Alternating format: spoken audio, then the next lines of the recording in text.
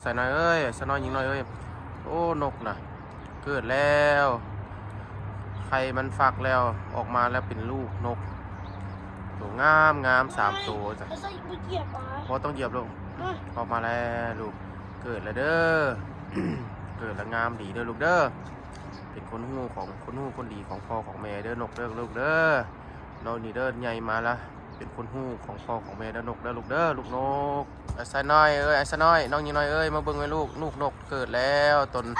นั้นลูกนกกันนั้นยังมีไข่3 หน่วยมานี่ลูกเกิดแล้ว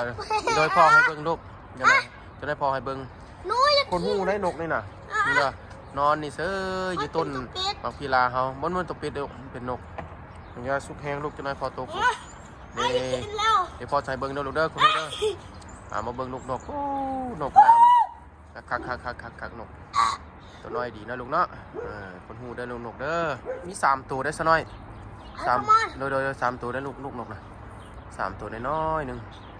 มันใหญ่ป่ะใหญ่แล้วบ่ลูกโอ้คุณน่ะตอนแงงหัวอีกได้โอ้เดี๋ยวปากดังหลายลูกพอใส่เบิ่งเพราะฉะนั้นมันคือมันใส่ได้พอน้องผักได้ตัวลงนี่นะโอเค